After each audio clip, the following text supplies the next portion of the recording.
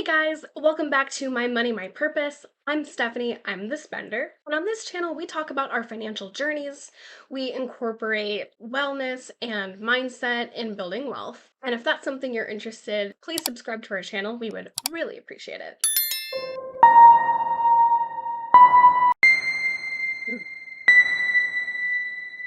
That's not good. All right, so today I'm going to be talking about something that, if I'm being perfectly honest with you guys, I'm not very comfortable with. I would even venture to say it's a little embarrassing. We want to destigmatize certain things that relate to bad spending habits. Even though we certainly don't condone bad spending habits, we also want to acknowledge that when you're young or uneducated or anything of the like, it is very, very common and very relatable to have poor spending habits. But truthfully, it's all a learning curve and it's just life. And it really is the opportunity to learn from our mistakes and change them going forward. So that's what we're about here. And I'm procrastinating. So without further ado, let's get into the video. So based on the title of this video, it is pretty obvious I'm going to be talking about how I let my bank account go negative and why I desperately think that's a bad idea. Don't ask me to go out, cause there's no money in my account. I'm broke, money zero, send donations, help out a friend. I had my first job out of high school, so I started to get used to making money. And then I got my first sales job at 19. It was the first time I started to make a more significant salary, at least, for the time. It was back in 2016. And I think I was making, gosh, at the time it was like $20 an hour, which was great. As a 19, 20-year-old in 2016, that was fantastic. In combination with the fact that I didn't have bills to pay, I still lived at home. So again, I was fortunate that I didn't have to pay rent or, the cable bill. I was on a family phone plan. So really just whatever I made was a surplus for me, which was awesome. And I was on this major high in life because things were going so well. I had a well-paying job for my age and the time. I had a great credit score. I chose the job and I applied for the credit card. So everything in my life at the time were all my own decisions. And I was very proud of that. You know what I mean? I was very proud of myself. I picked the college that I attended. I picked the job, all that stuff. And I think what happens is I think you get a little bit overconfident, right? You're making good decisions for yourself. You're still in the bubble, if you will, but you're not in high school. You're making your own decisions. And there really is this false sense of security in still being a teenager, but being an adult. It's an odd time in life to be in. You're spending just to spend, and the things you're spending your money on aren't really that important, whether they're material items, whether they're services, whether it's a gym membership with a personal trainer. I did that. Whether you're buying crazy expensive meal kit preparations because they're more convenient. Yep, did that too. So I guess, how did I go from having a pretty good bank account to going negative? To start applying for credit cards, I think I was 18 or 19, and that makes sense, because you have to start building your credit eventually.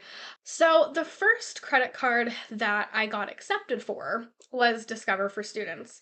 And at the time, my credit limit, I believe, was $2,000, which I thought was, that was a decent amount of money for my first credit card. So I will say that when I first got that credit card, I was very responsible with it.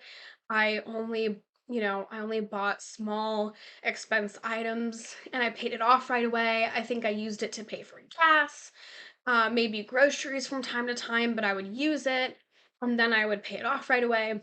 And I noticed that my credit score was very high.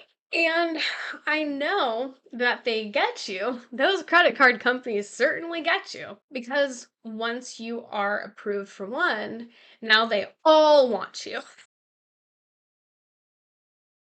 So I got so many credit card opportunities in the mail, pre-approved for this and pre-approved for that. And especially nowadays with the QR codes, scan this QR code and get pre-approved for up to $3,000. And so it's really just this endless cycle. So I started to apply for so many credit cards. I thought that the more you applied and the more that you used and kept proving that you were a good borrower, that your credit score would just keep going up and up and up. Well, I guess technically that is true, but you have to keep with those good habits, right? Somewhere down the line, I had so many credit cards that I couldn't possibly keep up with all of them. And this is the thing that people don't really talk about, or at least it was never really expressed to me in any way. If you're a spender like me, I can't pinpoint the moment everything changed, for lack of a better phrase. I literally can't. I can look back and reflect and try to figure out, okay, well, what were some of the bigger ticket items that I was starting to spend money on? What, where and why did things start to get really out of control? And I honestly just can't pinpoint that moment because when you start to build poor spending habits, they creep up on you. And there is no warning sign until things kind of explode. I wish I had better advice on how to flag that. I was just used to having credit card debt. Well, I will say it was thousands of dollars worth, but without other expenses, I was able to chunk those out. It took me a few years, but I was able to chunk that out and get them back down to zero. It worked for me at the time. I still don't think that that is the best way to go about that, anyways, because you can punk out your credit card debt. And yes, it will get paid off. But if you are becoming cash poor because of it and you don't have any leniency for yourself, that it's just not a comfy way to live. When I had bills, like very important bills to pay, like rent, I got into this scarcity mentality where if I didn't pay my bills, I was susceptible to losing my apartment or losing my car or going into collections. These are all very scary things that we're so conditioned to believe. And there's all this fear mongering about homelessness and repos, and you can get sued by credit card companies for being in collections for so long, and all these really scary concepts that are very legitimately scary, don't get me wrong. My mentality in my early 20s, even leading up till maybe a month ago, is that so long as I have a job and there's a steady flow of income, I can let my bank account go negative, at least get my bills paid, and the next time I get paid, then it'll just replenish my bank account. Um, I can just feel the earthquake from all of the finance majors who might be watching this, just like shaking, like, Stephanie, what?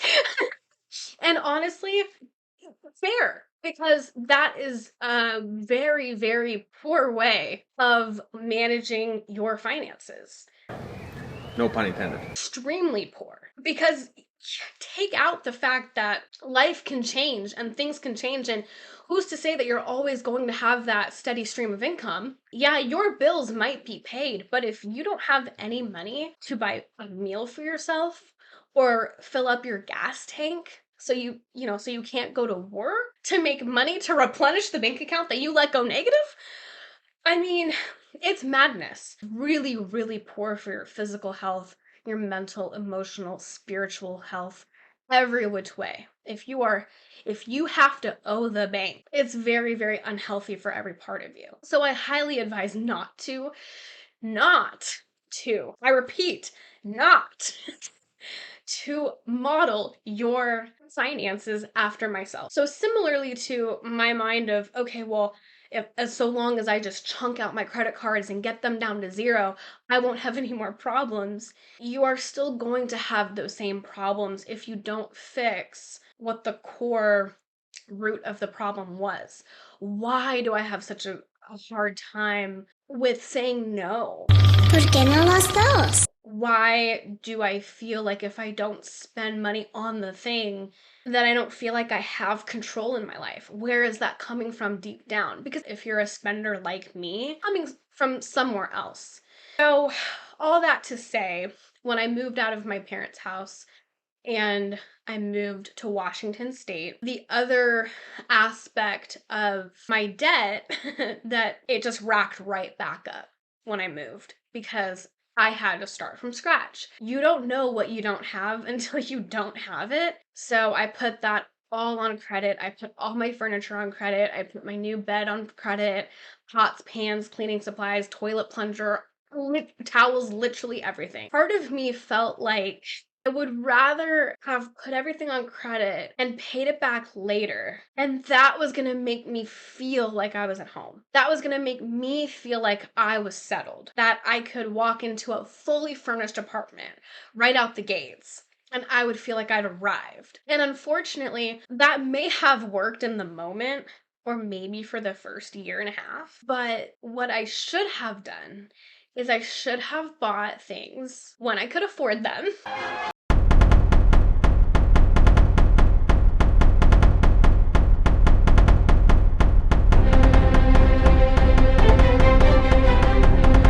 Of course. Because what that would have done is I may have not walked into a full furnished apartment, but I would have had that financial security rather than oh, my home is making me feel whole, right? So obviously if I could go back in time and do it over again, I would have done it completely different. So I hope you take that away. And I guess to round out this video, let's talk about where we are today. Is Stephanie's bank account negative at the current moment?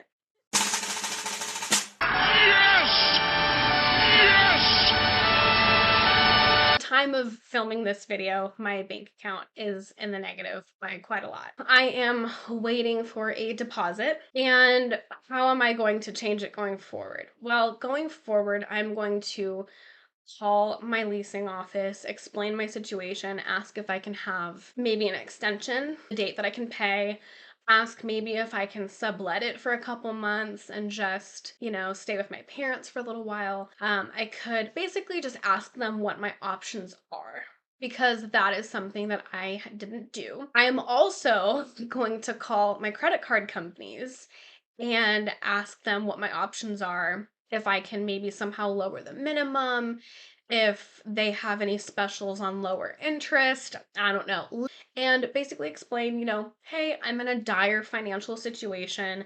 I can't make my payments. Can you help me with the due date? Can you be flexible with me? The next thing I'm going to do is I am going to set aside a certain amount of money and pretend like that amount is my zero, right? Then that way I'm always going to have a backup if it's really, really necessary. See, that's another thing people don't consider, what if I'm in an emergency and I need to get away, right? So always have gas in your tank. Always have a little bit of money to feed yourself, because it is certainly not worth it, in my opinion, to pay your bills when it means that you have to pay back the bank. I certainly am not saying that you shouldn't pay your bills, but what I am saying is that we are always going to have bills to pay. That is just a fact.